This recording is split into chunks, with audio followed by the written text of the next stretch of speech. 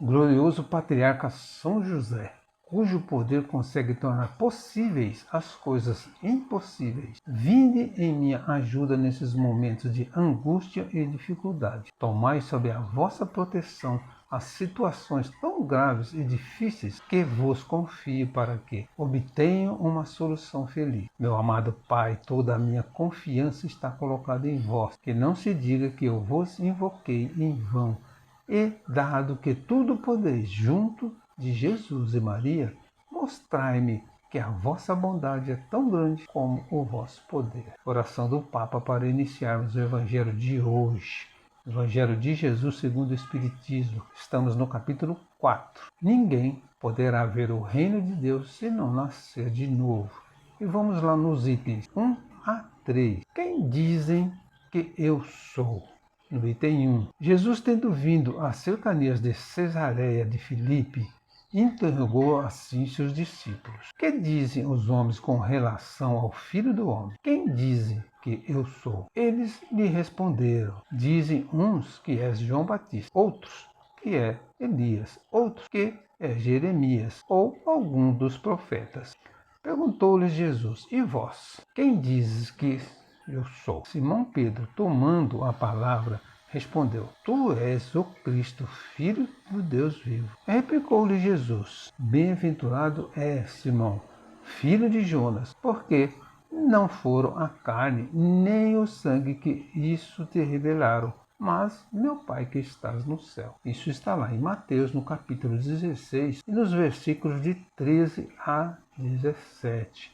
Também está em Marcos, no capítulo 8, nos versículos 27 a 30, no item 2. Nesse interim, Herodes, o tetrarca, ouvira falar de tudo o que fazia Jesus e seu espírito se achava em suspenso, porque uns diziam que João Batista ressuscitara dentre os mortos, outros que aparecera Elias e outros que um dos antigos profetas ressuscitara. Disse então Herodes: mandei cortar a cabeça a João Batista. Quem é então esse de quem ouço dizer tão grandes coisas? E ardia por vê-lo. Isso está lá em Lucas, capítulo 6, versículo 14 a 16. É possível concluir, através dessas passagens evangélicas, que os judeus conheciam a reencarnação? Inegavelmente. As ideias que tanto os discípulos como outras pessoas faziam em torno de que teria sido o Cristo, imaginando-o como João Batista, Elias,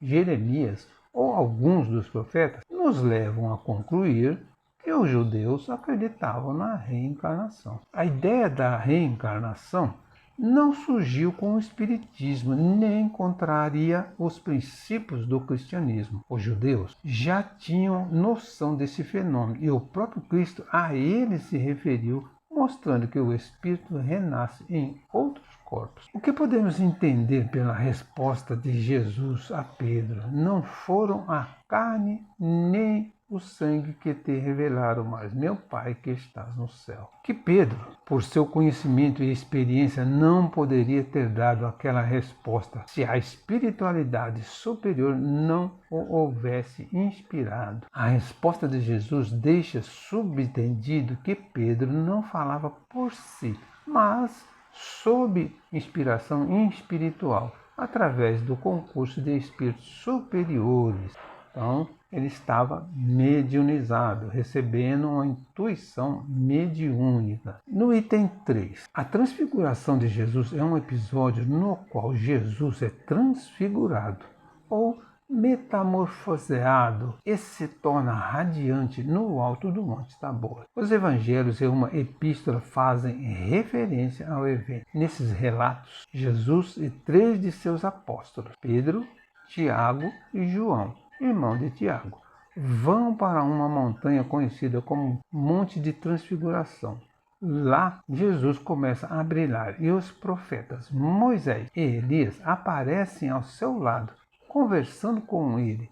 Jesus é então chamado de Filho por uma voz no céu, presumivelmente Deus Pai, como já ocorrera antes em seu batismo. A transfiguração é um dos milagres de Jesus nos evangelhos, diferente dos demais, pois, neste caso, O objeto do milagre é o próprio Jesus. Tomás de Aquino considerava a transfiguração como o maior dos milagres. Na doutrina cristã, o fato de a transfiguração ter ocorrido no alto de uma montanha representa o ponto onde a natureza humana se encontra com Deus. O encontro do temporal com o eterno, com o próprio Jesus fazendo o papel de ponte entre o céu e a terra. Seus discípulos então o interrogaram desta forma: por que dizem os escribas ser preciso que antes volte Elias? Jesus lhe respondeu: é verdade que Elias há de vir e restabelecer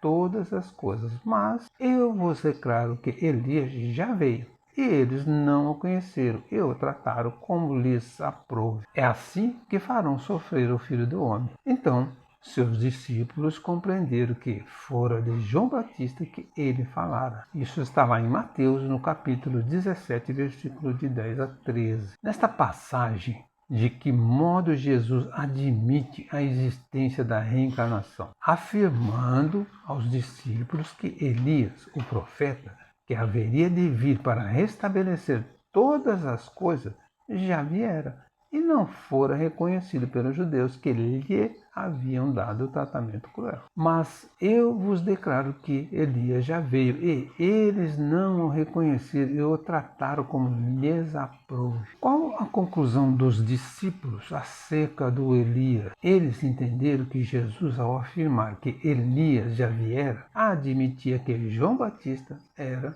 Elias reencarnado. O que se entende por reencarnação? A reencarnação é a volta da alma ou espírito à vida corpórea, mas em outro corpo especialmente formado para ele e que nada tem em comum com o antigo.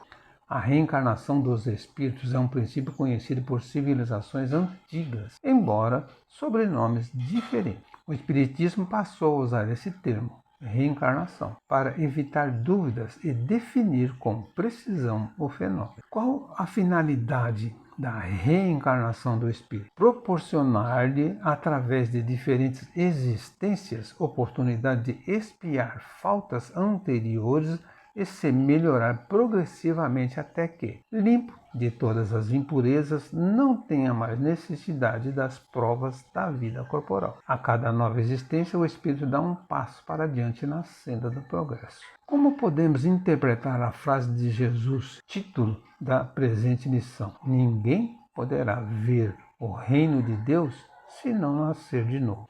Que dada a imperfeição do homem, apenas uma vida não é suficiente para que ele consiga depurar o espírito. São-lhe necessárias, portanto, sucessivas reencarnações para que, através de diferentes experiências, ele progrida e tenha entrada no reino de Deus. Todos os espíritos são criados por Deus para a felicidade, mas para experimentá-la é necessário alcançar o progresso espiritual, adquirido dia a dia no decorrer de múltiplas encarnações. Que ensinamento prático nos dá essa lição para o nosso dia a dia? Que a reencarnação é um ato de misericórdia divina em nosso benefício, pois nos possibilita reparar antigas faltas e avançar espiritualmente. Portanto, cada dia, cada instante da nossa vida deve ser ocasião de se fazer o bem, praticar a caridade, aprender a auxiliar o próximo, para que não percamos a oportunidade de progredir. A reencarnação é uma lei natural, portanto, divina, a qual estamos submetidos por misericórdia de Deus com a finalidade de progredir espiritualmente e alcançar suprema felicidade. Não confundir aí reencarnação com ressuscitação. Ressuscitação é voltar ao mesmo corpo. Reencarnação é o espírito voltar a um corpo diferente. Conclusão: a reencarnação é uma lei natural, portanto divina, que nos assegura oportunidades constantes de progresso espiritual até atingirmos a condição de espíritos puros. Utilizemos, portanto, cada dia de nossa existência para nos tornar melhores e assim mais rapidamente adentrar o reino de Deus. Encerramos aqui uma parte do capítulo 4. Ninguém poderá ver o reino de Deus se não nascer de novo. Agradecemos ao Mestre Jesus todo o amparo e proteção. Seja nosso guia, Senhor, hoje e sempre. Auxilie-nos a sermos tão bons como o Evangelho nos ensina, a sermos mais amáveis, pacientes e resignados perante as provações que precisamos viver. Que Jesus nos abençoe sempre.